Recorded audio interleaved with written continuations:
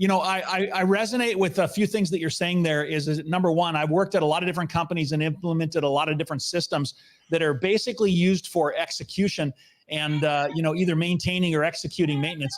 And there's a lot of operational data that exists out there that's never used. And so, I couldn't agree with you more. And so, so I see we have some industry issues. So maybe one thing that we'll do is let's talk about a couple of different industry issues. And the reason I want to do that is because many times people need to go from a bigger picture down to a little bit more specifics. And so, can this problem be addressed in the area of planes and engines? So aircraft and engines.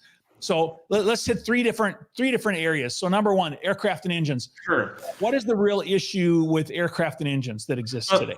So when we talk about the overhaul of engines, and we talk about how do you take the business models that exist today, which are largely powered by the hour business models, and further optimize them. Again, this is an area where the industry has spent a lot of money and has made a lot of strides on leveraging IoT and sensor data, what you call your full flight aircraft operational data, to try to get smarter about the operational stance of the aircraft and its engines.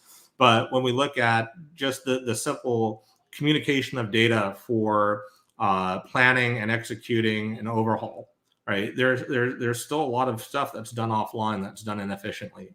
And where we can apply blockchain is on streamlining the communication and the sharing of data to take cost and time out of an engine overhaul process, right? So we look at, for instance, and this extends on parts as well. We look at engine overhaul time. We look at turnaround time, SLA penalties. How do you reduce the turnaround time? How do you take cost out of how do you reduce or remove SLA penalties? And then also, as you get more and more data and get more and more history together in that industry single source of truth. So that's what really we're trying to create with the blockchain. It's an industry level data warehouse, creating a defensible, accurate single source of truth for the industry in terms of parts provenance. We definitely, how do you optimize the repair?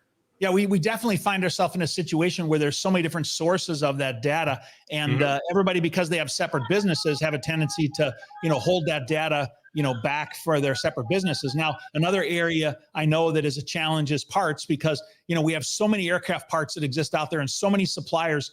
How does this potentially apply to the challenge of parts for the OEM and parts for the tier ones? Right.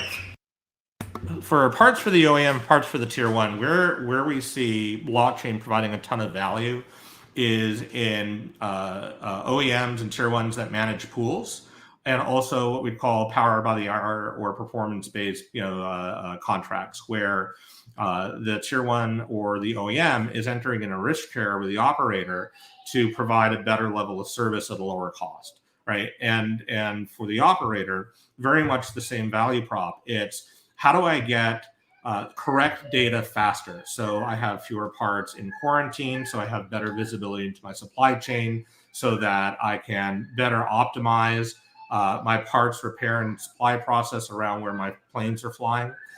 We believe that with a blockchain providing parts track and trace across the fleet, airlines could be reducing their parts supply and carry by 2/3. Not only is that a major cost savings, but we as SkyThread believe that that's a huge environmental benefit now as well, where the industry is looking for big sustainability wins. This is something that the industry can do today while we work on the moonshots like new propulsion systems and whatnot. Well, hey, how about MROs? How do MROs fit into the picture? For MROs, it's really about the cost and the time of component repair. Right. So in a component repair scenario, we look at how many times MROs, and this is very common, get a part and it just has a tag that says broken. Right. And you know where the part came from, but you don't know anything about that part otherwise. So you talk about all the troubleshooting and the forensics that you have to do before getting to that right repair. And what I've seen in my career is the best way to take cost out of the MRO process is provide better data, so that you can reduce the physical troubleshooting time.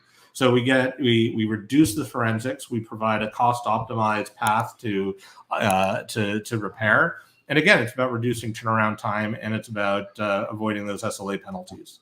So we find ourselves with aircraft and engines, parts, MROs, pretty much everybody that's involved, though. We have a lot of challenges with data and availability of data and sharing of data and utilization of that data.